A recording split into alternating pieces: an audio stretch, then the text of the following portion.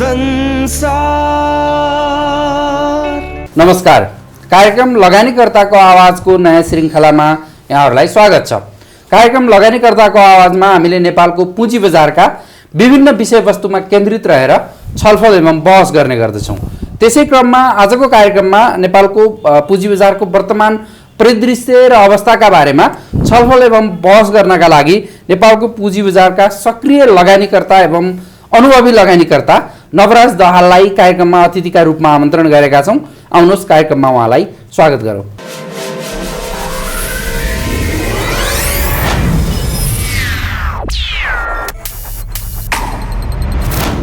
Sir, स्वागत छ कार्यक्रम लगानीकर्ताको। धन्यवाद हजुर। आरामै हुनुहुन्छ? एकदम ठिक छु। अब यो सरको प्रारम्भमै सर एकदमै सामाजिक सञ्जालमा सक्रिय लगानीकर्ता, अझ यो बेला बेलामा क्लब हाउसमा सरको विवाद पनि भइरहन्छ, यसले चाहिँ बढी चाहिँ महत्त्व पाउने गर्छ। यो बेला बेलामा विभिन्न लगानीकर्ताहरूसँग पौठे जोडी खेल्न चाहिँ तपाईँ किन जानुहुन्छ? अब यस्तो हुन्छ विष्णुजी, म चाहिँ खास कस्तो हुन्छ भने आफ्नो फुर्सदको समयमा अलिकति नजान्ने मान्छेहरू अथवा कसैलाई चाहिँ केही अप्ठ्यारो परिरहेछ भने जसलाई मेरो सहयोग आवश्यक पर्छ उनीहरूलाई सहयोग गर्नको लागि जान्छु। तर त्यहाँ चाहिँ कस्तो भइदिँदो रहेछ भने व्यक्तिहरू आफ्नो स्वार्थले चाहिँ स्वार्थ पुरा गर्न आएका हुँदो रहेछन्। कतिलाई चाहिँ आफ्नो भनौँ न स्वार्थ पुरा गर्नको लागि नयाँ लगानीकर्ताहरूलाई आफ्नो पक्षमा पारेर उनीहरूलाई नि फसाउने षड्यन्त्र हुँदो रहेछ। अनि जो त्यो मैले गरिरहेको कामलाई चाहिँ विरोधको रूपमा लिन्छ अथवा अब मैले सिकाएँ भने चाहिँ त्यो मान्छे मेरो पहुँचमा आउँदैन भन्ने हिसाबमा जान्छ, त्यो मसँग ठोकिन आउँछ। र मैले चाहन्न ती पछि ती जुन शब्दहरू त्यहाँ प्रयोग हुन्छन्, तर ती शब्दहरू मलाई पनि चित्त बुझ्दैन, म आफूले बोलेका शब्दहरू पनि। तर जसलाई बोले त्यसलाई चाहिँ त्योभन्दा पनि अझ बढी बोल्नु पर्थ्यो जस्तो चाहिँ मलाई फिल हुन्छ। तर त्यो चाहिँ कस्तो हुँदो रहेछ भने आफूलाई पर्दाखेरि कसैलाई पनि थाहा हुँदैन, कसैले पनि गर्न सक्दैन, अरूलाई सम्झाउन सजिलो हुन्छ। अरूले त्यस्तो कुराहरू गर्यो भने अथवा त्यस्ता शब्दहरू बोल्यो भने त्यो बोल्नु हुँदैन, किन बोलेको भनेर सम्झाउन चाहिँ सकिन्छ। तर आफैमाथि आइलागेपछि चाहिँ मेरो फेरि एउटा बच्चैदेखिको बानी, म कसैसँग पनि पहिला न्यु खोजेर कहिले काहीँ पनि जान्न। तपाईँहरूले त्यो हरेक कुराहरू मेरो हेर्नुभयो भने मैले पहिला कसैलाई भनेको हुन्न। तर जसले मलाई चाहिँ डोमिनेट गरेर होच्याएर हेप्न खोज्छ नि, तब म सुनेर चाहिँ कहिले पनि बस्दिनँ।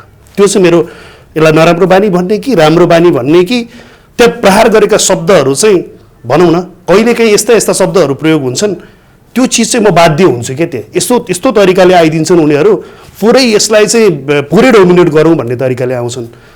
बरु तर्कसहित तथ्यसहित बहस गर्न आए भने म सबै कुरामा जान्ने होइन, म एउटा सिक्दैछु, गर्दैछु। यो पुँजी बजारमा लामो समय काम गरेँ भन्दैमा चाहिँ सबै कुरा जानिन्छ, सबै कुरा विज्ञ हुन्छ भन्ने होइन।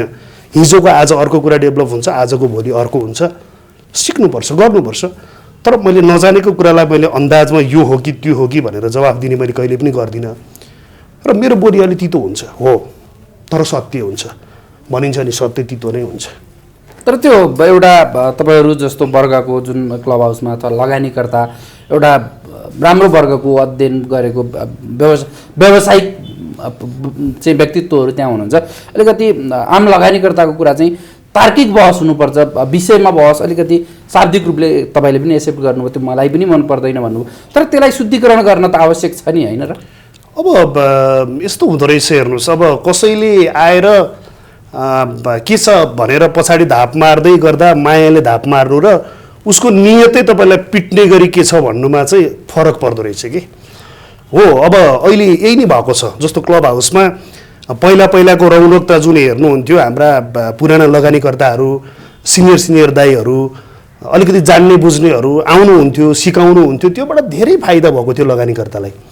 तर अहिले चाहिँ कस्तो भइदियो भने स्पिकर प्यानलमा फेक अकाउन्ट राखेर को हो के हो थाहा छैन, त्यस्ता मान्छेहरू आउने, विभिन्न गाली गलोच गर्ने। अनि आजको दिनमा त यस्तोसम्म भएको छ कि मार्केट घट्छ भनेर त भनेको सुन्नै नहुने, कसैले पनि सुन्न चाहँदैन। यदि आज तपाईँले भनिदिनुहोस् कि भोलि मार्केट घट्न सक्छ, भोलि तपाईँको पुरै विरोध। तर स्टक मार्केट त घट्छ पनि बढ्छ पनि। यो त घट्ने बढ्ने भनेको त यो नेचुरल हो कि, यो चिजलाई हामीले हुन दिनै पर्छ कि। मार्केट सधैँ बढेको बढी गर्ने हो भने त मार्केट त 1 लाख 2 लाख पुगिहाल्छ नि त। केही 1 महिना 2 महिनामै 2 लाख पुग्छ नि त मार्केट त। तर त्यो होइन। जस्तो आजै हेर्नुहुन्छ भने 70 अङ्कले घटेको छ लगभग, अस्ति 3 दिन लगातार बढेको छ भनेको आज प्रफिट बुकिङ भयो। त्यसलाई हामीले चाहिँ त्यो त्यस्तो नराम्रो मान्नु हुँदैन नि त। भनेको अब यो आज मार्केट घटेपछि चाहिँ अब सक्यो, अब घट्यो, फेरि अब 2200 को लाइन, अब 1800 को लाइन, यो आतङ्क मचाउनेहरूको एउटा समूह छ नि। अनि त्यो समूहहरूले आतङ्क मचाइरहेको चाहिँ क्लब हाउसमा होस् अथवा अन्य सामाजिक सञ्जालमा होस्, म हेरेर चाहिँ बस्दिनँ। म त्यस्ताहरूलाई चाहिँ म प्रतिकार गर्छु नै। तर प्रतिकार भन्नाले गर्दा म फेरि त्यो हिंसा अथवा भौतिक रूपमा प्रतिकार त्यस्तो होइन है। पहिला त म तपाईँहरूले यस्तो नगर्नुहोस्, यो गलत हो भनेर सम्झाउने कोसिस गर्छु।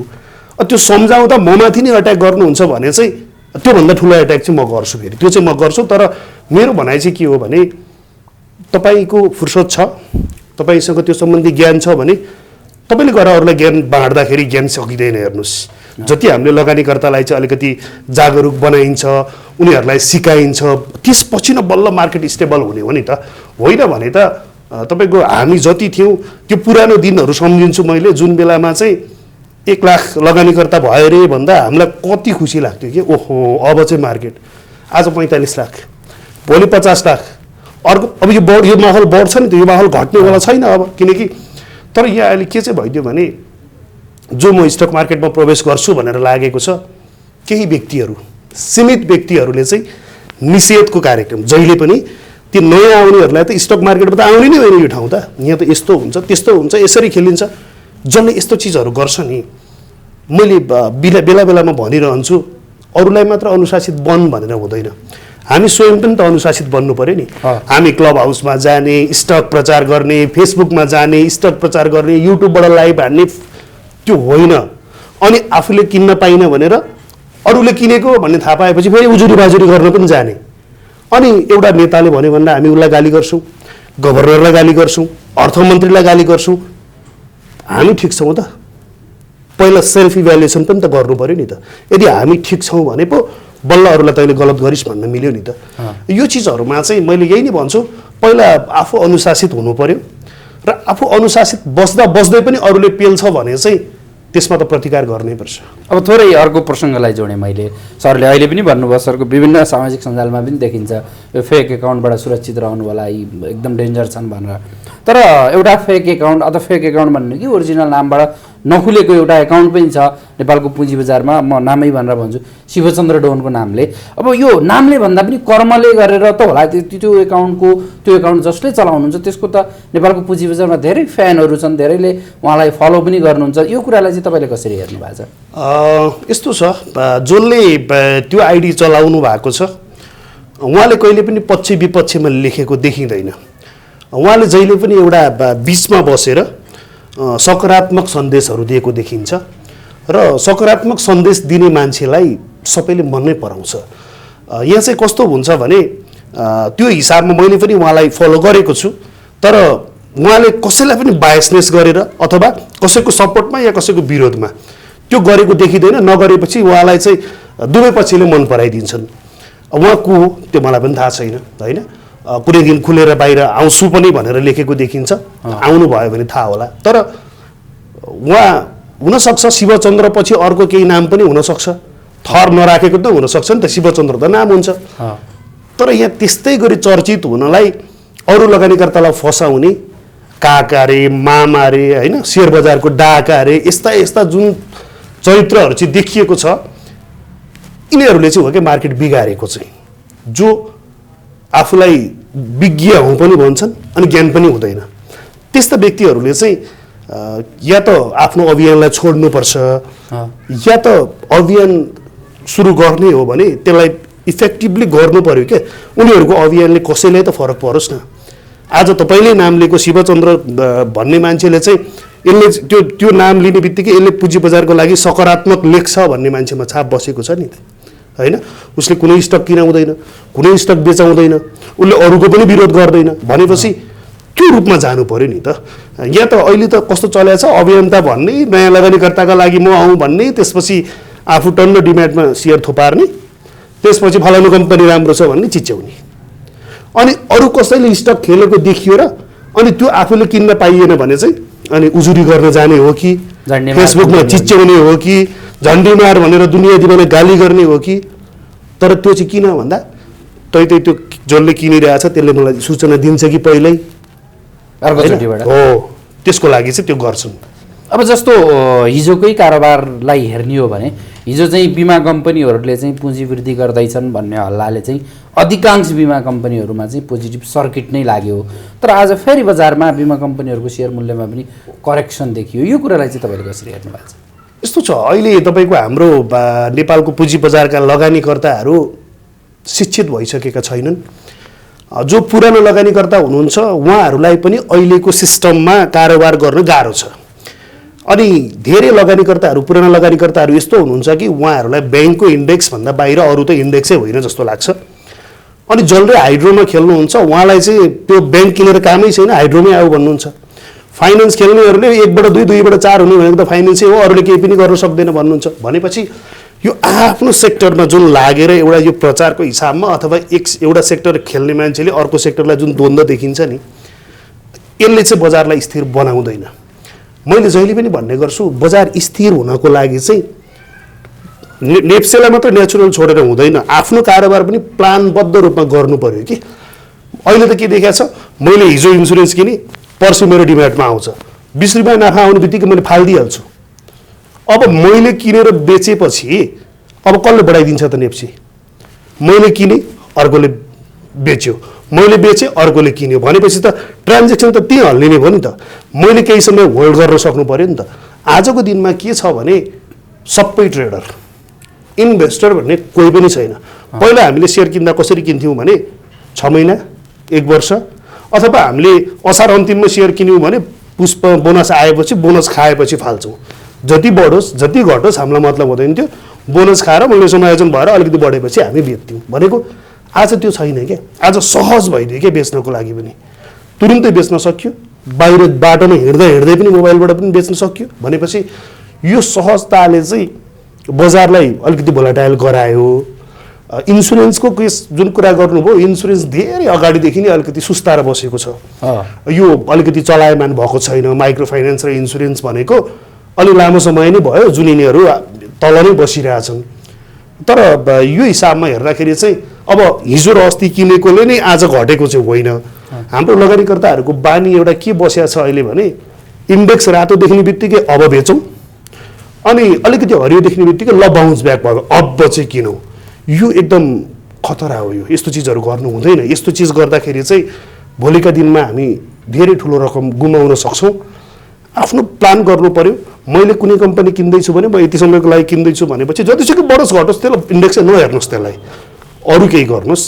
तर 20 रुपियाँ आए नि 30 रुपियाँ आए नि प्रफिट बुक गरिहालेको छ, अनि फेरि इन्डेक्स पनि हामीलाई नै बढ्नु परेको छ।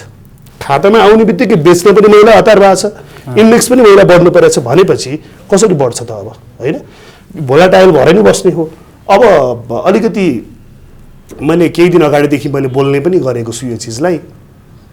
अब नेप्सेमा माथि जाने सङ्केत, राम्रो समाचार आउन धेरै कुर्नु पर्दैन हामीले। अब धेरै राम्रो समाचार आउँछन्।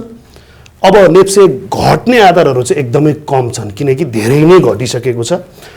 त्यो घटाइलाई परिपूर्ति गर्न पनि जुन एउटा खाडल भएको छ त्यो खाडल भरेर पनि माथि जानु छ नेप्सेले।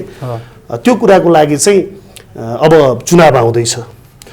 त्यसपछि त अहिले नेताहरूले अथवा मन्त्रीले अथवा गभर्नरले जे नै गरे पनि चुनावमा त चाहिने भोट नै हो नि। जसरी हामी पुँजी बजारका लगानीकर्तालाई नाफा चाहिन्छ भने राजनीतिक नेतृत्व र सरकारलाई त्यो बेलामा भोट चाहिन्छ।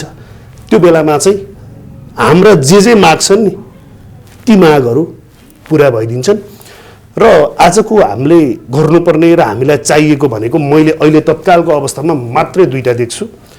एउटा नियमनकारी निकायमा त्यो फिल्डमा दक्ष जोसुकै हाल त्यो फिल्डमा दक्ष मान्छे ल्याएर चाहिँ सक्षम मान्छे नियुक्ति गरिदिएर एउटा, र दोस्रो नेपालका 77 जिल्लाका लगानीकर्ताहरूले लगानी गर्न सक्ने वातावरण बनाइदिने हो भने आजको दिनमा धेरै पैसाहरू चाहिँ 10%, 11%, 12%मा अर्बौं पैसाहरू चाहिँ सहकारी र गाउँघरका ब्याङ्कहरूमा र सहकारीहरूमा चाहिँ फिक्समा राखेका छन्। ती पैसाहरूलाई चाहिँ 8%, 10%मा फिक्समा राखेका पैसालाई चाहिँ एउटा कुनै ब्याङ्कले 30% नाफा दिन्छ अरे अथवा 25% नाफा दिन्छ अरे भन्ने त्यो कुराहरू बुझे ती मान्छेले भने त्यो पैसा कहाँ आउँछ त? पुँजी बजारमै आउँछ। भनेपछि यहाँ त अहिले त मान्छे इन्ट्री गर्ने ठाउँ नै छैन नि त। मलाई कसैले अहिले फोन गरेर चाहिँ म स्टक मार्केटमा काम गर्छु, मसँग यति पैसा छ भन्यो भने मैले ढुक्क भएर उसलाई ल सुरु गर्नु त ब्रोकर खाता खोल अब भन्न सक्ने अवस्था छैन। अब जस्तो सरले पनि भन्नुभयो अब पुँजी बजार बढ्ने आधारहरू छन्, जस्तो कतिपय विश्लेषकहरूले चाहिँ अबको बजारले एकदम ठुलो मुभमेन्ट लिन्छ, बजार उहाँहरूले तोकेको बिन्दु नै भन्दा 6000 करिबको बिन्दुमा नेप्सेको यही साइकलमै नेप्से पुग्छ भन्ने एक थरीको तर्क छ। कतिपयले चाहिँ अब बजार चाहिँ इन्डिङमा छ, अब योचोटिको बुलिस जोर्नी बजारको लगभग यति नै हो भन्ने किसिमको विश्लेषण पनि बजारमा देखिन्छ। सरको आफ्नो अनुभवले चाहिँ के भन्छ यो साइकलको? मैले त भनिरहेको छु बजारको हामीले असली बुल जुन बुल देख्नुपर्ने थियो त्यो बुल देख्न बाँकी नै छ। अहिले चाहिँ हामीलाई यो अहिले नेप्से बढ्नुमा चाहिँ धेरै तर्कहरू देख्छु सुन्छु, तर अहिले हाम्रो नेप्सेको इन्डेक्स माथि जानु भनेको नयाँ लगानीकर्ताहरूले इन्ट्री गर्ने अवसर पाएर हो। यदि लकडाउनको बेलामा अनलाइन सिस्टम आउँदैन थियो र नयाँ लगानीकर्ताहरू फिर्ता आउँदैन थिए भने यो इन्डेक्स पनि देख्दैन थियो। हामीले कल्पना गरेका थिएनौँ। हामीलाई 1881 ब्रेक गर्दै हुन्थ्यो भनेर 1881 पुगेको इन्डेक्स तल झरेर 1143 मा गएर खेल्दै गर्दा हामीलाई त मनमा नै लागेको थियो ए भगवान् अब 1881 माथि ब्रेक गर्दै हुन्थ्यो भन्ने लागेको थियो नि त। तर 81 यस्तो विकास आइदियो कि अनलाइन डेभलप भइदियो। त्यो हुने बित्तिकै नयाँ साथीहरू त कति आए र फेरि अर्को कुरा पनि हामीले के पनि बुझ्नु पर्छ भने नेप्सी 2700 को अङ्कदेखि 3200 सम्म यो 500 को अङ्क तलमाथि गर्दै गर्दा त्यो बेलामा चाहिँ टुरिस्ट लगानीकर्ताहरू धेरै आएका थिए, जो कुरा नबुझिकन आए। कतिले एउटा सेक्टरमा लगाउने पैसा यता लगाएर अलिकति बढी नाफा लिन्छु र फेरि अर्को सेक्टरमा जान्छु भनेर आए। ती व्यक्तिहरू कतिले अलि टाढाबाठाले प्रफिट बुक गरेर निस्कि पनि सके, तर कति अझै पनि 3200 को टपमा फसेर बसेका छन्। उनीहरूलाई कहिले यो 3200 बाट माथि जाला र मेरो साउ आउला र निस्किउँला। तिनी व्यक्तिहरूले चाहिँ हामीप्रति चाहिँ अलिकति बढी नै आक्रोश पोख्छन् कि फेक अकाउन्ट खोलेर हुन्छ कि अथवा अरू यो पुराना लगानीकर्ताहरू जति पनि छन् यिनीहरूले गर्दा जस्तो एउटै केसमा पनि अब यो ब्याङ्कहरूले विभिन्न नियमहरू लगाइदियो। जस्तो मैले एउटा के भन्छु भने ल राष्ट्र ब्याङ्कले माइक्रो फाइनेन्सलाई सेयर खरिद बिक्री नगर भन्यो। समस्या त माइक्रो फाइनेन्सलाई पर्यो नि। माइक्रो फाइनेन्सलाई कारोबार नगर भन्दाखेरि त उसको नाफा कम हुने भयो नि सेयरबाट। हामीलाई के आपत्ति भयो र? हामीलाई त केही आपत्ति छैन नि, हाम्रो पनि लगानी छ भन्ने हो। यस्तो हुन्छ नि त। माइक्रो फाइनेन्सको एउटा पहिला हामीले एउटा के कुरा बुझ्नुपर्छ भने जसको काम जे हो त्यसले त्यो गर्ने हो नि त। माइक्रो फाइनेन्सको काम सेयर कारोबार गर्ने होइन। उसले चाहिँ ब्याङ्क तथा वित्तीय संस्थाहरूको पहुँच नभएको ठाउँमा गएर सेवा दिने काम हो नि त। ब्याङ्किङ सेवा दिनु पर्यो नि त। अब यहाँ त के भइदियो, त्यो खुल्ला गरिदिने बित्तिकै त ऊ त किन उहाँ गएर पैसा उठाउने, त्यो गाउँमा गएर घरमा गएर किन लगानी गर्छ? उसले मजाले सेयर कारोबार गरे भइगयो, उसलाई त कहीँ जानै परेन। सुख हुँदै दुःख कसले गर्छ त? हो, त्यो हिसाबमा चाहिँ यहाँ त अचम्म लाग्छ मलाई कहिलेकाहीँ चाहिँ ब्याङ्कले ब्याज बढायो भनेर चाहिँ हामी नै चिच्याउँछौँ, उफ्रिन्छौँ, हामीलाई पीडा हुन्छ। अनि फेरि त्यही ब्याङ्कले बोनस कम दियो भनेर चाहिँ हामी फेरि त्यही ब्याङ्कलाई गाली गर्छौँ। के हामीले त्यो कुरा बुझ्यौँ त? त्यो सही हो त? ब्याज बढाउन दिँदैनौँ अनि बोनस बढी खोज्छौँ, कहाँबाट ल्याएर दिन्छ ब्याङ्कले? यो चिजहरूमा चाहिँ जसलाई एउटा भनौँ न एकदमै निर्देशन दिएर अप्ठ्यारोमा पारेको छ उनीहरू चुपचाप छन्। सेयरमा लगानी गर्न नदिनु अथवा सीमा तोकिदिनु राष्ट्र ब्याङ्कले ब्याङ्कहरूलाई निर्देशन दिँदा हामी आन्दोलनमा जाने होइन, ब्याङ्कहरू जानु पर्थ्यो क्या राष्ट्र ब्याङ्कको विरुद्धमा आन्दोलनमा। हामीलाई लगानी गर्न किन दिँदैनस्? हामी पो उफ्रिन्छौँ। ल हेर्नुहोस् त, जसलाई ब्याङ्कबाट लोन लिने तरिका पनि थाहा छैन ऊ उफ्रिन्छ ब्याङ्कको विरुद्धमा। बजार घट्यो भनेर हो। त्यसको एउटै मात्र स्वार्थ के छ भने उसले कमजोर कम्पनी किन्यो, त्यो पनि 3200 को टपमा, त्यो कम्पनीहरू तल झर्यो, तै ब्याङ्कले यो लोन फुक्का गर्दैदेखि ठुला खेलाडीले मार्केटमाथि उठाउँथ्यो र मेरो साउ फिर्ता आउँथ्यो। त्यही छ उसको उद्देश्य, त्यति मात्रै हो उसको उद्देश्य। तर त्यो फेरि सोल्युसन होइन नि त। उसको आफ्नो सामा आउँदै गर्दा अर्को त डुब्छ नि त। फेरि अर्को कसैले त किन्छ नि त त्यहाँ त। फेरि जसले बेच्यो त्यसैले त किन्दैन अब त। भनेपछि हामीले के हेर्नु पर्यो भने जहिले पनि आफ्नो लगानी हेर्दा अथवा लगानी गर्दाखेरि चाहिँ त्यसलाई आफ्नो पोर्टफोलियो म्यानेज चाहिँ गर्नु पर्यो कि एउटा व्यवस्थित तरिकाले म यति पर्सेन्टेजमा लगानी गर्छु। मैले जुन आफूले गर्ने कुराहरू मैले तपाईँहरूको मिडिया मार्फत पनि सार्वजनिक गरेको छु। मैले कसरी लगानी गर्छु, कसरी केमा लगाउँछु भन्ने कुराहरू मलाई त्यो कुराले गर्दाखेरि मलाई ठिक भएको छ, मलाई अहिले त्यो असर परेको छैन। र अरूले पनि यो चिजहरू अपनाउँदाखेरि अथवा त्यो तरिकाले लगानी गर्दाखेरि अप्ठ्यारो हुँदैन जस्तो लाग्छ मलाई। तपाईँले व्यक्तिगत रूपमा चाहिँ 3200 को इन्डेक्स 2300 मा झर्दाखेरि स्टप लस गर्नुभयो कि भएन? मैले गरिनँ।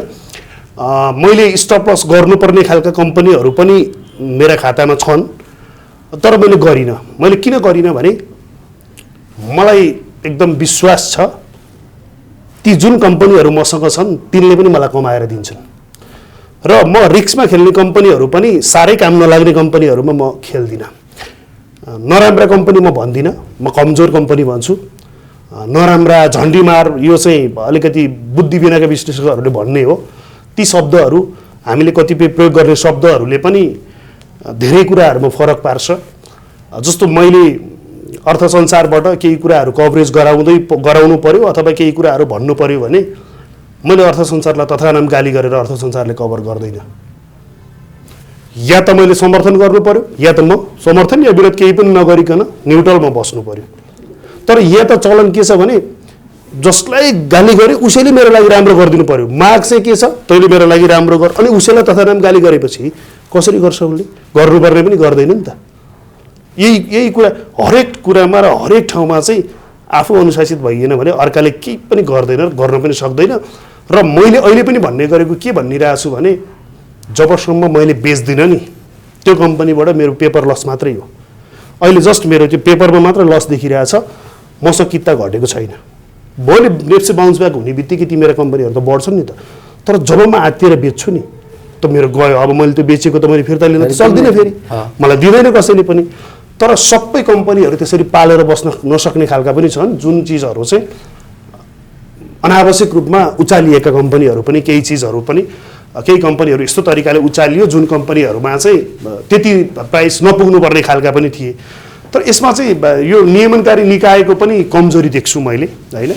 नियमनकारी निकायले पनि यस्ता चिजहरू भनिदिन्छ कि त्यो चिजले बजारमा चाहिँ सकारात्मक होइन नकारात्मक प्रभाव पार्ने कुराहरू पनि गरिदिन्छ। अब त्यो किन गर्छ, कसको प्रभावमा परेर गर्छ, त्यहाँभित्रका कुराहरू के छन्, ती कुराहरू त अब हामीले भन्न सक्ने कुरा भएन। तर हामीले त, म त अहिले पनि भन्छु, हामी लगानीकर्ताहरू अभिभावकविहीन छौँ। अहिले पनि हाम्रो लागि कोही पनि अभिभावक छैन र अभिभावकविहीन भएको बेलामा त बाहिरको मान्छेले त हेर्ने नै भयो नि। जस्तो अब अहिले अघि पनि हामीले भनिसक्यौँ नेपालको पुँजी बजारमा धेरै नयाँ लगानीकर्ताहरू हुनुहुन्छ। अहिले बजार 3200बाट झर्दै गर्दाखेरि केही यो 2-3 दिनमा 233 अङ्कले बढेको बजार आज फेरि करेक्सन आयो। धेरै लगानीकर्ताहरूलाई चाहिँ थाहा पनि छैन कि बजार घट्दो बजारमा के गर्ने हो। उहाँहरू धेरै लगानीकर्ता त बजार बढ्छ मात्रै, यहाँ कमाइन्छ मात्रै भन्ने सोचले पनि आउनु भएको छ। अब यस्तो अवस्थामा लगानीकर्ताले लगानीको रणनीति चाहिँ कस्तो बनाउनु पर्छ भन्ने सल्लाह दिनुहुन्छ तपाईँ? अब यस्तो छ, मैले चाहिँ के भन्छु भने जसले अलिकति आफूलाई थाहा भएर होस् या नभएर होस्, यदि कमजोर कम्पनी किन्नुभएको छ भने होला, कमजोर कम्पनीहरू अरू घटाइको तुलनामा कमजोर कम्पनीहरू धेरै नै घटेका छन्। तर त्यो भन्दै गर्दा पनि अलिकति आफूलाई लस कम गर्नको लागि चाहिँ अलिकति नेप्से बढेको बेलामा गोडमेल पनि गर्नु पर्यो। मैले मेरो आफ्नो फेसबुक सञ्जालमा पनि मैले लेखि पनि रहेको हुन्छु, किन्न मात्र जानेर हुँदैन, त्यसलाई छान्न पनि जान्नुपर्छ र गोडमेल गरेर बेच्न पनि जान्नुपर्छ। त्यो गर्दै गर्दा आज हो अहिले जुन हिसाबमा अलिकति राम्रा कम्पनीहरू घटेका छन् त्योभन्दा त त्यो अलिकति कमजोर कम्पनीहरू धेरै नै घटेका छन्। तर यसमा पनि गोडमेल गरेर जाँदै गर्दा अर्को कम्पनीमा स्विच हुन सकिन्छ। अलिकति बढेको बेलामा, त्यो बढेको बेलामा चाहिँ अलिकति स्विच भएर चाहिँ गर्न सकिन्छ। तर त्यो पनि धेरैले जान्नुहुन्न, फेरि धेरैलाई थाहा हुँदैन को कस्तो। उहाँहरूलाई कतिपय मान्छेलाई त अरूले के भन्छ र कतिपय मान्छेहरू त क्लब हाउसमा सुनेका भरमा स्टक किन्ने बेच्ने पनि गर्नुहुँदो रहेछ। मैले एउटा त्यो जुन सेयर शिक्षा प्रदान गर्नको लागि एउटा भाइबर कम्युनिटी बनाएर जुन गरिरहेको छु, म त्यति पनि गरेको थिइनँ। मलाई यसो हेर्दाखेरि अनलाइन आएर चाहिँ धेरै नै विकृतिहरू फैलिएपछि अब चाहिँ मैले मेरो तर्फबाट मैले सक्ने जति चाहिँ गर्नुपर्छ है भनेर एउटा ब्रोकरसँग कुरा गरेर नयाँ लगानीकर्ताहरूको लागि तैँले खाता खोल्न सहज गराइदिए, फेसिलिटी राम्रो बनाइदिए भनेर ब्रोकरसँग पनि कुरा गरिदिएँ। जुन ब्रोकरबाट म कारोबार गर्दिनँ, तर मैले कुरा गरिदिएँ। कसैले ब्रोकरसँग मलाई समस्या पर्यो, मेरो ब्रोकर चेन्ज गर्नु छ, मेरो ब्रोकरले राम्रो सुविधा दिएन भन्यो भने म त्यो ब्रोकरको कन्ट्याक्ट दिइदिन्छु, त्यहाँबाट खोलेर मैले जतिलाई रिफर गरिदिएको छु उहाँहरूले सुविधा पाए नै भन्नुभएको छ। त्यसै गरी ब्याङ्कहरूसँग पनि मैले कुरा गर्दै गर्दाखेरि ब्याङ्कहरू आफैले हामीले अनलाइन अथवा अहिले त यो भिडियो केवाइसीबाट पनि खाता खोल्न लागेका छौँ भनेपछि ब्याङ्कमा त प्रब्लम भएन। त्यसै गरी अब अन्य कुराहरूमा पनि सहयोग गर्नको लागि पनि भाइबर कम्युनिटीमा मैले पत्रकारहरूलाई खोजेर पनि हालिरहेको छु कि आउनुहोस् तपाईँहरू आफ्नो न्युजहरू सेयर गर्नुहोस्। त्यसको मतलब के हो भने सबैले सबै ठाउँबाट न्युज स्क्रोल गरेर केमा के हेर्न पनि सक्छन् नि त। तर एउटा यस्तो ठाउँ बनाइदिएको छु मैले, त्यो ठाउँमा चाहिँ न्युजहरू सेयर हुन्छन्, स्टक मार्केट सम्बन्धी मात्रै स्टक मार्केट सम्बन्धी आउँछ भनेपछि यो चाहिँ मेरो व्यक्तिगत पहल र जुन व्यक्तिगत मैले चालेको कदम हो। र क्लब हाउसमा पनि म फुर्सदको बेलामा जान्छु नि, म जान्छु। यहाँ चाहिँ के देखिन्छ भने अहिले देखिएको लगानीकर्ताहरूमा चाहिँ फलानाले एउटा कम्पनी भनिदिइहाल्छ, त्यो किने बेच्दा माथि गइहाल्छ नि भन्ने हुन्छ। मैले कम्पनीको नाम कहिले पनि लिन्न। बरु कोही आत्तिनु भएको छ अथवा कोही प्यानिक हुनु भएको छ भने मैले बरु उहाँलाई के भन्छु भने तपाईँको कम्पनी र कतिमा किन्नु भएको थियो, कति कितासँग मलाई सरकार भएन, तपाईँको कम्पनीको नाम र किनेको रेट भन्नुहोस् भन्छु र मैले यसो हेर्छु। आफूले कारोबार गरेकाको मैले भन्न सकिहाल्छु, नगरेकोलाई चाहिँ मैले डाटा हेरेर यसको अवस्था यस्तो छ, तपाईँले यो गर्न सक्नुहुन्छ, आपत परेकाहरूलाई त्यो गर्छु। अनि धेरै मेसेजहरू आउँछ, त्यो सबै मेसेजको मैले रिप्लाई दिन सक्दिनँ। त्यही भएर म अरूसँग त्यो मेसेज गर्नेहरूलाई जवाफ दिनको लागि पनि म क्लब हाउसमा जान्छु र आफू त्यो बोलिरहेको हुन्छु अथवा कहिलेकाहीँ आफै पनि रोम चलाइरहेको हुन्छु। मेरो चाहिँ उद्देश्य के छ भने मैले गरेर सक्ने जति सहयोग म गरेर अलिकति लगानीकर्ताहरूलाई शिक्षित बनाएर टिकाउन सकियो भने भोलिको दिनमा पुँजी बजार स्थिर भएपछि त कमाउने त हामीले हो नि, कसले कमाउला र। आज कमसेकम अहिले पुँजी बजार त स्थिर बनाऊ, लगानीकर्ताहरू त भित्र्यौँ। आजको दिनमा हेर्नुहोस् त यो हाम्रो यो नेपालको पुँजी बजारको यो भद्रगोल अवस्था देखेर विदेशमा बसेका साथीहरू सबै अब यो क्रिप्टो करेन्सीमा लागेका छन्। नेपालमा पैसै आउन छोड्यो। अब ती के गर्ने त, त्यो सरकारले के गर्यो त त्यसको लागि? छैन नि बदल। तर हाम्रो गभर्मेन्टले बुझेर बुझ पचायो या त्यहाँ बुझ्दै बुझेन। अर्थमन्त्री पाहुना हो मन्त्रीहरू भनेको, आज एउटा आउँछ भोलि अर्को आउँछ। तर हाम्रो त कर्मचारी संयन्त्रले चलाएको देश हो नि त यो त। अर्थ सचिव त अलिकति बुद्धिमानी नै जस्तो लाग्छ मलाई, सल्लाहकार पनि राम्रै जस्तो लाग्छ मलाई। तर उनीहरूले किन राम्रो सल्लाह दिन सक्दैनन् कि? कमसेकम पुँजी बजारबाट नेपाली जनताबाट कर टन्न उठाउन पाइन्थ्यो नि त बजारको विस्तार गरेदेखि त, होइन? अरू कुरामा हरेक कुराहरूमा व्यथिति हुन्छ, विकृति फैलिन्छ। यो पुँजी बजार विकास गर्नलाई मैले अस्ति लेखेको पनि थिएँ, 7मा आउने नेतृत्वलाई मलाई कति चन्दा दिन्छस् भनेर नियुक्ति गर्ने होइन, राजस्वमा कति कर उठाउन सक्छस् तैँले स्टक मार्केटबाट, उसलाई एउटा टार्गेट दिने हो भने नि। यदि 7मा आउने मान्छेलाई एउटा टार्गेट तैँले यति अर्ब चाहिँ तैँले राजस्व ल्याउनु पर्छ है भन्यो भने ऊ भोलिदेखि गाउँमा स्टक मार्केट सम्बन्धी शिक्षा दिनदेखि लिएर ब्याङ्कका शाखा खोल्नदेखि लिएर सबै कुरा गराउँछ उसले। हेर्नु है, हामीले के भन्छौँ भने हामी राष्ट्र ब्याङ्कको गभर्नरसँग उफ्रिन्छौँ। हामी उफ्रिने होइन, 7को मान्छे विरुद्ध उफ्रिने हो नि त हामी त। 7को मान्छेले गभर्नरलाई भन्ने हो स्टक मार्केट फैलाउनु पर्यो, शाखा विस्तार गरिदिनुहोस्। त्यहाँ हाम्रो त सबैभन्दा ठुलो अभिभावक त 7 हो नि त। हामी चाहिँ के भन्छौँ, राष्ट्र ब्याङ्कले यसो गर्यो हो, हाम्रो अभिभावक गभर्नर पनि हो। 7को प्रमुख जानु पर्यो नि त अर्थमन्त्रीकोमा, मेरो यो कारणले गर्दा चाहिँ मेरो यो घट्यो। तर यहाँ छैन। सरकारी कम्पनीलाई हामीले कमिसन तिरेर पाल्नु परेको छ। हेर्नुहोस् है, लगानीकर्ताहरू हामी कति मारमा छौँ, नेप्सेलाई कमिसन, 7लाई कमिसन, अनि अलिकति नाफा हुन पाएको छैन फेरि सरकारलाई कर, क्यापिटल गेन ट्याक्स त तिर्नै पर्छ भनेपछि यस्तो चिजहरूमा सबैबाट चपेटामा पार्दाखेरि चाहिँ यो पुँजी बजार काम छैन भनेको हो कि जस्तो पनि लाग्छ। तर त्यो भन्दै गर्दा हामी त्यसबाट चाहिँ हतोत्साहित भएर चाहिँ पछि हट्नु चाहिँ हुँदैन। जति पनि पुरानो लगानीकर्ताहरू हुनुहुन्छ अथवा जति पनि फ्रन्ट लाइनमा आएर गर्नुहुन्छ उहाँहरूलाई म चाहिँ आग्रह नै गर्छु। केही व्यक्तिहरूसँग त मैले सहकार्य पनि गर्न खोजेको थिएँ, तर पछि उहाँहरूको भित्री कुरा बुझ्दै गर्दा चाहिँ बाहिर एउटा पब्लिकसँग चाहिँ टचमा बसेर भित्रभित्र कमाउ धन्दा चलाउने भएको थाहा पाएपछि मैले चाहिँ ल तिमीहरूसँग म आउँदिनँ है, तिमीहरू मलाई चाहिँदैन भनेर म फेरि ब्याक भएँ। कतिपय हुनुहुन्छ साँच्चै सेवै गरौँ अथवा सहयोगै गरौँ भन्ने किसिमका हुनुहुन्छ, उहाँहरूसँग चाहिँ जहिले पनि मेरो सहकारी नै रहन्छ। र मैले भन्छु यो पुँजी बजारमा लगानी गरेर कमाउन सजिलो छैन। सजिलो हुने भए सबै यसैमा लाग्थे, केही पनि गर्नु पर्दैन थियो। तर यो गाह्रो अवस्थालाई पनि सजिलो बनाउन चाहिँ सकिन्छ, त्यो चिज चाहिँ हामीले गर्नुपर्छ। अब जस्तो तपाईँले पनि भन्नुभयो सामाजिक सञ्जालहरूमा तपाईँले प्राय चाहिँ व्यक्तिहरूको चाहिँ विरोध गरि नै गरिराख्नु भएको हुन्छ। यो मान्छेहरू गलत हुन् कि तपाईँलाई आफू बाहेक अरू सबै गलत लाग्ने हो? त्यो चाहिँ तपाईँहरूले गर्ने मूल्याङ्कन हो।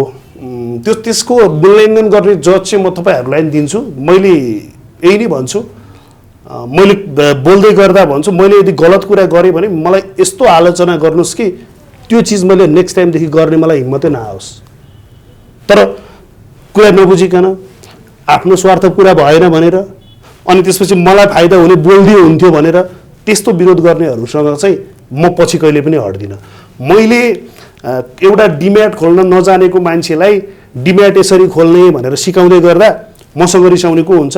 जसले सिक्ने सिकाउने नाममा पसल खोलेर महिनाको 1000-2000 लिएर बेसिक ट्रेनिङ दिने भन्छन् नि, हो ती पसलहरू म माथि आएर खनिन्छन्। हेर्नुहोस् है, ती अब रियलमा आएर भन्दाखेरि त आफ्नो बेइज्जत होला भन्ने डरले फेक अकाउन्टबाट खनिन्छन्।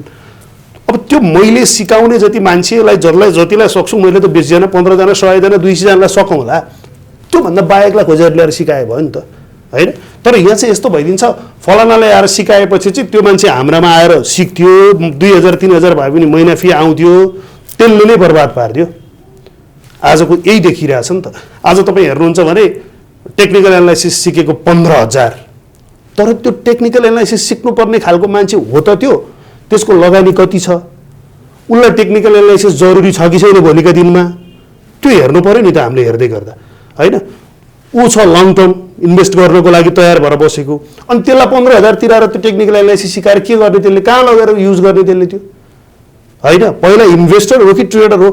फन्डामेन्टलले गरेका चिजहरू अथवा मार्केटमा आएको त्यो प्राइस र भोल्युमको आधारमा त क्यान्डल बनेर टेक्निकलले एउटा सिग्नल दिने हो नि त। म पनि गर्छु टेक्निकल एनालाइसिस, तर म धर्के भन्छु, म आफैलाई धर्के भन्छु, होइन? तर अहिले बजार बिगार्ने चाहिँ धर्केहरू पनि मेन पात्र नै हुन्। अब हामी कार्यक्रमको करिब अन्तिममा छौँ। अब अहिलेको अवस्थामा भन्दा यो आजभोलिको अवस्थामा लगानीकर्ताहरूले कस्तो रणनीतिले बजारमा लगानी गर्न सुझाव दिनुहुन्छ? यस्तो छ, अहिलेको अवस्थामा चाहिँ यतिखेर लगानीकर्ताहरूलाई एउटा सुनौलो मौका के आएको छ भने अहिले राम्रा कम्पनीहरू, एकदम वित्तीय अवस्था बलियो भएका कम्पनीहरू पनि धेरै तल छन्। बोनस दिएर मूल्य समायोजन भएर पनि तल बसेका छन् र ती कम्पनीहरू नेप्से फर्किने बित्तिकै त्यो बोनस दिँदा जुन बुक क्लोज हुँदाको भन्दा पनि माथि पुग्छन्। ती मूल्य समायोजन भएको मूल्यमा किनेर भोलिका दिनमा त्योभन्दा पनि ब्रेक गरेर हाई ब्रेक गरेर माथि जाने स्टकहरू धेरै नै छन्। बोनस दिइरहेका कम्पनीहरू किन्नुहोस्, तर आजको भोलि पैसा कमाउँछु भनेर नकिन्नुहोस्। कम्तीमा पनि मैले भनेको छु 6 महिनाको लागि चाहिँ सोच्नुपर्छ अहिले लगानी गर्नेले। 6 महिनाभित्रमै राम्रो प्रफिट बुक गर्न सकिन्छ। तर 20 रुपियाँ आए पनि 30 रुपियाँ आए पनि 10 रुपियाँ आए पनि त्यो कारोबार गर्नु भनेको चाहिँ ओइ ब्रोकर नेप्से र सेभनलाई धनी बनाउनु मात्रै हो, लगानीकर्ता धनी हुँदैन। हेर्नुहोस् है, 2% 3% त चार्जमै जान्छ हाम्रो सबै चार्ज जोड्दाखेरि। हामीसँग इभन ब्याङ्कले हामीलाई पैसा पठाएको कनेक्ट आइपिएसबाट पठाएको पनि हाम्रै पैसा काट्छ। हेर्नुहोस् है, कतिसम्म हामी पीडित बन्नु परेको छ यहाँ। त्यो ब्रोकरको खातामा पैसा सारेको ट्रान्जेक्सन त हामीबाट नकाटे हुन्थ्यो नि त। 2 रुपियाँ 4 रुपियाँ 8 रुपियाँ आफै तिर्ने, पाउँदा पनि आफै, ब्याङ्कलाई त्यो ब्रोकरलाई तिर्दा पनि आउँदा पनि गर्ने भनेपछि यो चाहिँ के भएको छ त भन्दा यी लगानीकर्ताहरू हाम्रै हुन्, यिनले हाम्रै लागि काम गरेका छन्, यी राज्यकै चाहिँ अङ्गहरू हुन् भन्ने कुरा चाहिँ यो बुझिएन हाम्रो सरकारले। यसमा अब मन्त्रीको दोष हो कि कर्मचारी तन्त्रको दोष हो कि सल्लाहकारको दोष हो कि, र सबैभन्दा ठुलो दोष चाहिँ म हामी लगानीकर्ताको देख्छु, जो हामी अरूको बोलीको भरमा आफ्नो सम्पत्ति स्वाहा बनाइदिन्छौँ। सबैभन्दा ठुलो दोष चाहिँ म हामी लगानीकर्ताको देख्छौँ। ए बा त्यसले बोल्दै के भयो त, मेरो स्टक त मसँग छ, भोलि त प्राइस बढिहाल्छ मेरो, मैले किन बेच्नु पर्यो आत्तिएर? म किन बेच्नु? मैले लेखेको पनि छु र मैले धेरै पटक भनेको पनि छु, घाटा खानेवाला म छुइनँ। बरु 1 वर्ष 1.5 वर्ष 2 वर्ष होल्ड किन गर्नु नपरोस्। म घाटा खाएर बेच्ने कम्पनीहरू कहिले पनि किन्दिनँ।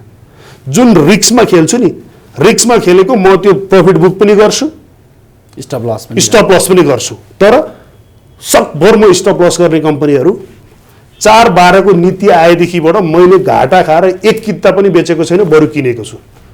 मैले भनेकै छु यदि कसैलाई त्यस्तो च्यालेन्ज दिनुपर्छ भने मेरो लेजर हेर्न आऊ भनेर। मैले घाटा खाएर बेच्दिनँ मैले, किनकि यो मार्केट त म्यानिपुलेट। हिजो 51 वटा कम्पनीको लिस्ट निकाल्दै गर्दाखेरि मैले लेखेको थिएँ यो यो अहिलेको जुन यो 2-3 दिनमा बेच्नेहरू चाहिँ तिमीहरू कायर हौ भनेर लेखेको थिएँ मैले, तिमीहरू डर छेरुवा हौ भनेर लेखेको थिएँ मैले। मलाई एकजना मार्केटको विज्ञ धर्केले नि मलाई के भनेको थिएँ भने यो अरूलाई यस्तो कुरा बनाएर चाहिँ मान्छेलाई पुरा उक्साउने कुरा गरेर के गर्न खोजेको। मैले भनेको थिएँ मार्केट फर्केन छ भने मलाई भन्नुहोस्। त्यो चाहिँ प्यानिक सेल थियो कि त्यो प्यानिक क्रिएट गराइया हो नि त। हामीलाई थाहा हुन्छ नि त, हामी यत्रो वर्ष यही स्टक मार्केटमा खेलेर आइयो, कुन अवस्थामा प्यानिक सेल आयो, कुन अवस्था नेचुरल हो भन्ने कुरा पनि त्यति पनि नबुझ्ने मूर्खता हामी त पक्कै छैनौँ नि। तर यहाँ चाहिँ के भइदिएको छ भने हिजो अस्तिसम्म भन्छन् त्यो कम्पनी मैले किनेको छैन, अनि त्यो कम्पनी 2 दिनपछि सर्किट लाग्यो भने ए मेरो पोर्टफोलियोमा भएकै सर्किट लाग्यो नि कम्पनी त।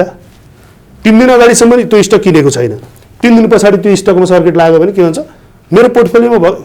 त्यो 3 दिन अगाडि नभएको 3 दिन पछाडि कसरी आयो जब उसले किनेकै छैन भने। त्यो किन भनेको त भन्दा ओ यो त जान्ने रहेछ, सर्किट लाग्ने कम्पनी पनि यसले किन्दो रहेछ र अनि नयाँ लगानीकर्ताहरू आफूसँग नजिक आउन् र तिनलाई फसाउँ भन्ने एउटा त्यो बाँड हो क्या त्यो। त्यस्तोबाट जोगिनु पर्यो लगानीकर्ताहरूले। र लगानी गर्दाखेरि स्टकलाई 3टा क्वेसन गर्नु पर्यो। म त्यो स्टक किन किन्दैछु, कति समयसम्म पाल्न सक्छु, भोलि घटेर तल आयो भने त्यसलाई थ्याक्न सक्छु कि सक्दिनँ। यो 3टा कुरा नबुझिकन चाहिँ यो किन किन्दैछु भन्ने कुरामा किन बोनस खान, प्रफिटको लागि, के को लागि किन्दैछु त होइन, त्यसलाई थ्याक्न सक्छु कि सक्दिनँ भन्दा के ऋण लिएर गरेको छु या मेरै पैसा छ, भोलि तल आयो भने त्यो फर्किहाल्छ, मलाई प्रब्लम छैन। के को लागि किन्दैछु त, कि झ्याप्पै पैसा कमाइहाल्न किन्दैछु कि होइन म पुँजी बजारमा चाहिँ म ट्रेडिङ गर्छु भनेर किन्दैछु। यस्ता कुराहरू आफूलाई क्वेसन नसोधिकन झ्याप्पै किनिदिने अनि झ्याप्पै बेच्ने गरियो भने चाहिँ स्टक मात्र भोलाटाइल होइन, पोर्टफोलियो खत्तम हुन्छ होइन। त्यसपछि अहिले त म के भन्छु भने प्राइस एकदमै तल आएर बसेको छ। अब यो पुस मसान्तपछि त म्युचुअल फन्डहरूले पनि एग्रेसिभली बाइङ गर्न सुरु गर्छन्। बिस्तारै म्युचुअल फन्डहरू छिरेको सङ्केत मैले पाइसकेको छु। अब यो पुसमा जुन पुस मसान्तमा ब्याज बुझाउनु पर्ने कुराहरू छ, एडभान्समा ट्याक्स बुझाउनु पर्ने कुराहरू हुन्छ। त्यसपछि अब अहिले अर्थमन्त्रीको जुन निर्देशन छ एउटा यो पुसमा 30% तिमीहरूले खर्च गर्नै पर्छ भन्ने, स्थानीय निकायमा गएको बजेटलाई पनि ब्याङ्कहरूले चाहिँ आफ्नो सिडी रेसियोमा गन्न पाउने जुन त्यो धेरै पोजिटिभ न्युजहरू आएका छन्। तर हामी त्यो केही पनि देख्दैनौँ क्या। यदि नराम्रो भन्दाखेरि सडकमा बाँदर जसरी उफ्रेर चिच्याउन सक्छौँ भने राम्रो कुरा पनि त राम्रो गरे हो त भनौँ न। त्यो कुराहरू के हामीमा त्यो संस्कार बस्नु जरुरी छैन र? हिजो कालो झन्डा बोकेर हातमा कालो पट्टी बाँधेर सडकमा बाँदर जसरी उफ्रेको त देखेको हो नि त हामीले पनि। हो ठिक गर्यो ल, अहिले चाहिँ गभर्नरले ठिक गर्यो है ल, त्यो पनि छैन। ब्याजमा त रोक्दैन त गभर्नरले। हिजो गभर्नरले नराम्रो गर्यो भनेर चिच्याउन सक्नेहरूले यति भए पनि ठिक गर्यो त भनेको देखिएन। अर्थमन्त्रीले 30% खर्च गर, अर्थमन्त्रीले यस्तो कडा निर्देशन दिएको छ, साँच्चै त्यो कुरा हेर्ने हो भने त धेरै राम्रो कुरा हो हाम्रो लागि त। त्यो स्टक मार्केटमा पुँजी आउनु मात्र ठुलो कुरा होइन, विकास पनि हुनु पर्यो नि त, खर्च पनि हुनु पर्यो नि त। यहाँ चाहिँ के देखिन्छ भने स्टक मार्केटमा लगानी गरेपछि महिला मात्र हुनु पर्यो। मैले त कहिले पनि भन्दिनँ, हामी पुँजी बजारका लगानीकर्ता नभएर हामी देशका नागरिक पनि हौँ। हामीले देश पनि हेर्नुपर्छ नि त। भोलि देश समृद्ध हुँदै गयो भने त सबै कुराहरू विकसित होला। हाइड्रोहरूको लागि ल हेर्नुहोस् त, अहिले भर्खरै सरकारले गरेको निर्णय कति राम्रो निर्णय आएको छ हाइड्रोको। अब प्राइभेट कम्पनीहरूले पनि हाइड्रो बिजुली बाहिर बेच्न सक्छन्। यो नीति मैले हिजो मात्र के अरे ऊर्जा मन्त्रीको भाषण सुनेको थिएँ। उहाँको अब यो चिजलाई त हामीले त कति छाती खोलेर वेलकम गर्नुपर्छ क्या। हामीले जति धन्यवाद दिए पनि पुग्दैन। हिजोका दिनसम्म त एकाधिकारै थियो नि त होइन। अब विद्युत प्राधिकरण भन्दा अरूले बेच्न पाउँदैन थियो। अब त हाम्रा यत्रो उद्योगपतिहरू छन्, उनीहरूको रिलेसन कहाँसम्म होला त। अब भोलि इन्डियामा हाम्रो एउटा कुनै उद्योगपतिले इन्डियामा कन्ट्याक्ट गरेर डाइरेक्ट सप्लाई पनि त गरिदिन सक्यो नि त। तर त्यसको लागि अब के गरिदिनु पर्यो भने राज्यले ट्रान्समिसन लाइन बनाउने कुरा गरिदिनु पर्यो, त्यो पूर्वाधार त खडा गरिदिनु पर्यो। हो अब हिजोका दिनमा त विद्युत प्राधिकरणले पिपिए गर्न मानेन भने कसले विद्युत उत्पादन गर्छ र? बेच्ने ठाउँै छैन भने कहाँ गर्ने भनेको। हरेक ठाउँमा सहज रूप हुँदैछ, व्यवस्थित हुँदैछ, प्रविधिको विकास सँगसँगै चरणबद्ध रूपमा विकासका कामहरू पनि अगाडि बढिरहेका छन्। र हाम्रो स्टक मार्केट त अहिलेको इन्डेक्स त केही पनि लाग्दैन मलाई त। यो त केही पनि होइन। हामीले यस्तो चरण देख्छौँ। पहिला 3 करोड 4 करोड हुँदा पनि लड्डु खाएको हाम्रै हो र 20-22 अर्बसम्म पनि देख्न पाइयो। र मैले त भनेको छु 40-45 अर्बको कारोबार हामीले इजिली हाम्रै पालामा देख्न पाउँछौँ, मजाले देख्न पाउँछौँ। मात्रै हुनु पर्यो नेपालीले चाहेको बेलामा किन्न र चाहेको बेलामा बेच्न पाउने वातावरण स्वतन्त्र ढङ्गले त्यति बनाइदियो भने बिस्तारै बिस्तारै मान्छेहरूले पनि बुझ्छन्। अहिले त के भइरहेछ भने मैले एउटा उदाहरण दिन्छु जहिले पनि। अहिले चाहिँ अभियन्ता भनाउँदाहरूले के गर्छन् भने उफ्रिन सिकाउँछन् कि सानो खाल्डो हुन्छ त्यो खाल्डोमा उफ्रिन सिकाउँछन्, तपाईँ उफ्रेर कट्नुभयो, फेरि अर्को अलि ठुलो खाल्डो हुन्छ त्यहाँ पनि तपाईँलाई उफ्रिन सिकाउँछन्, तपाईँ कट्नुभयो, अनि ठुलो खाल्डोमा चाहिँ माथिबाट केही पनि राख्दै हुँदैन, त्यो भुसहरू राख्दै हुन्छ तर तल ठुलो खाल्डो हुन्छ क्या, त्यो पनि उफ्रि त कट्छस् भन्छन्, तपाईँ उफ्रिनुहुन्छ तपाईँ सिधै तल। अब तपाईँ आफै निस्किन सक्नुहुन्न, अनि त्यो बेलामा तपाईँलाई क्रेन लाएर निकाल्नु पर्ने हुन्छ, त्यस्तै पऱ्यो भने त ननिस्किनु पनि सकिन्छ। त्यो बेलामा तिनीहरूले हेल्प गर्दैनन्। तँलाई उफ्रेर कट भनेको थियो नि, तँलाई देख हामफाल भनेको थियो र किन कटिनुहोस् त? त्यस्ता अभियन्ता छन् अहिले सेयर बजारमा, त्यस्तालाई विज्ञ भनेर हिँड्नेहरू पनि छन्, तर ती कस्ता छन् भने बिचरा तिनीहरूले थाहा नै पाउँदैनन् कि कसको कुरा सुन्ने कसको कुरा नसुन्ने।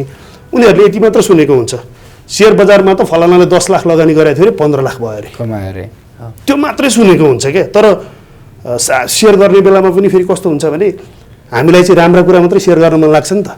सेयर मार्केटबाट घर किने, गाडी किने, बङ्गला ढडाएँ त्यो मात्र भन्न मन लाग्छ, यति गुमाएँ यस्तो भयो त्यो त हामी भन्दैनौँ भनेपछि सुन्दा पनि सकारात्मक कुरा मात्रै सुनिन्छ, तर त्यो होइन नि त। मैले भन्ने गरेको छु कुनै बेला स्टक मार्केटमा गुमेको पैसामा त्यतिखेर मसँग आत्मविश्वास थिएन भने म सडकमा पुगेको मान्छे थिएँ नि त। तर मलाई फेरि यही पुँजी बजारले राम्रो बनाइदियो अहिले, र आजको दिनमा लगानी गर्नेहरू पनि मैले त भन्छु नेपालीहरूलाई लगानी गर्ने वातावरण बनाइदिने त्यो एउटा माध्यम बनाइदिने हो भने अहिले लिस्टिङ भएको सेयरले नेपालीलाई पुग्दैन। 1.5 वर्ष अगाडि हामीले आइपिओ नभरेकै हो नि, आज हेर्नुहोस् न, आज आइपिओ एउटा ढुङ्गो, त्यसमा तपाईँ आइपिओ लेखिदिनुहोस्, मेरो सेयरबाट चाहिँ भर्न पाउनु पर्यो, चिटा हो त्यो। त्यसको के छ वित्तीय अवस्था कस्तो छ के गर्छ, आइपिओ भनेपछि पुग्यो। राइट सेयर त खास त्यो उसले त या त पुँजी वृद्धि गर्न या त उसलाई अप्ठ्यारो परेर निकाल्ने हो नि त राइट सेयर भने, त्यहाँ त ऋण तिर्नु पर्यो अथवा पुँजी वृद्धि गर्नु पर्यो, उसलाई आवश्यक परेर निकाल्ने हो नि त। राइट सेयर भने त हामीलाई बेचेको त हो नि, माग्ने हो दिने हो नि त। भनेपछि एउटा कम्पनीले राइट सेयर निकाल्दै छ अरे भनेपछि सर्किट, त्यो 2-3 दिन सर्किट हेर्नुहोस् त्यसको के छ अवस्था, त्यो राइट सेयर दिएर के हुन्छ केही पनि थाहा छैन, ल्याउँदै छ अरे मात्र भनिदिनुपर्छ। अनि मिडिया फेरि मिडियामा आएर मिडियाकै विरोध गर्नुपर्छ। यी मिडिया यस्ता छन्, यस्ता मिडियाहरू यी बिकेका मिडियाहरू छन् कि राष्ट्र ब्याङ्कको अधिकारीका अनुसार। अहिले त अधिकारी गभर्नर छ र मिल्छ, नत्र को अधिकारी? त्यहाँको सेक्युरिटी गार्ड अधिकारी या त्यहाँको कार्यालय सहायक अधिकारी? अधिकारीका अनुसार भन्दैछ। अनि हेडलाइन पढेर फेरि उफ्रिने हामी लगानीकर्ता मूर्ख उस्तै, फेरि भित्र खोलेर हेर्नु छैन, पढ्नु छैन, हेडलाइनमा फलानु सेक्टरको पुँजी वृद्धि गरिने मात्रै भनिदिनुपर्छ, भोलिपल्ट सर्किट। अनि पर्सिपल्ट त 4 दिन पछाडि त के हुन्छ फेरि तलै झर्छ। भनेको मलाई त लाग्छ यो कतिपय मिडियाहरू त ब्रोकरबाटै सञ्चालित छन्, तिनीहरूले चाहिँ त्यो ब्रोकरमा कुन चाहिँ होल्डिङ बढी छ त्यसकै न्युज लेखेर फिजाइदिन्छन्। यो चिजहरूमा पनि तपाईँहरूको खोज पत्रकारिताले काम गर्नुपर्छ, र म तपाईँहरूको खोज पत्रकारितालाई म अर्को एउटा च्यालेन्ज दिन्छु, यो काम तपाईँहरूले गर्नै पर्छ। T+2 त लागू भएको छ नि, साना लगानीकर्ताहरूको लागि मात्रै लागू भएको छ त्यो। यो कुराहरू तपाईँहरूले खोजेर एउटा रिपोर्ट निकाल्नु होला। ठुला लगानीकर्ताहरूले ब्रोकरकै पैसामा खेल्छन्, ब्रोकरकै पैसाबाट कमाउँछन्, तर साना लगानीकर्ताका लागि मात्र हो यो। साना ठुला भनेर चाहिँ लगानीको आधारमा भन्दैछु मैले, नभए 1 किता किनेर 1 करोड किता किन्ने बराबरी हो, सबैको समान हैसियत हो। तर जसले ठुलो पुँजीमा खेलिरहेको हुन्छ, जसले ठुलो ट्रेडिङ गर्छ नि, त्यसले ब्रोकरकै पैसाबाट खेल्या हुन्छ, तर त्यो सानो पुँजी भएको मान्छेलाई चाहिँ पैसा हालेन भने पनि सेयर उसको खातामा आउँदैन, कतिपयको त पैसा हाले पनि आउँदैन। अनि मलाई कहिलेकाहीँ साथीहरूले मेसेज गर्नुहुन्छ, सर 20 लाखको सेल गरेको थिएँ, पैसा त ब्रोकरले 10 लाख मात्रै हाल्थ्यो, 10 लाख चाहिँ अहिले अलिकति क्राइसिस छ अरे 5 दिनपछि हालिदिन्छु भनेको छ। ल हेर्नुहोस् है, यदि ब्रोकरले T+2 स्ट्रिक्टली लागू गरेछ भने उसलाई समस्या कसरी भयो? त्यहाँ अर्काले बेचेको पैसा दिन कसरी गाह्रो कहाँबाट भयो उसलाई? त्यो के भयो त भन्दा ठुलो रकम ट्रेड गर्नेहरूलाई चित्त बुझाउनु पर्यो, ज्यू हजुर भन्नु पर्यो, उनीहरूसँग पैसा उठाउन सकिएन। अनि त्यो साना लगानीकर्ताको पैसा राखेर ब्रोकरहरूलाई त मैले भनेको छु, यो मेरो कुरालाई तिमीहरूलाई आपत्ति हुन्छ भने मलाई लेजर देखाऊ, तिमीहरूको ठुल्ठुलो ट्रेडिङ गर्नेहरूको लेजर देखाऊ न, सबैले T+2 मा पेमेन्ट गराइरहेछन् भने अनि तिमीहरूले समान व्यवहार गराइरहेछ भनौँला। बिचरा ब्रोकरहरूलाई नि पिर छ फेरि भोलि अर्कोलाई ब्याङ्कको सहायक कम्पनीलाई लाइसेन्स दियो भनेर ठुला लगानीकर्ताहरूले बोलिदियो भने त बर्बाद हुन्छ फेरि भनेपछि तै काले मै काले काले काले मिलेर खाउँ भाले भन्ने यही नै चलिरहेछ अहिले हस् आफ्नो अमूल्य समय हामीलाई दिनुभयो यहाँलाई धेरै धेरै धन्यवाद मेरो पनि आफ्नो कुराहरू राख्ने मौका दिनुभयो यहाँहरूलाई यहाँहरूको मिडियालाई पनि धेरै धेरै धन्यवाद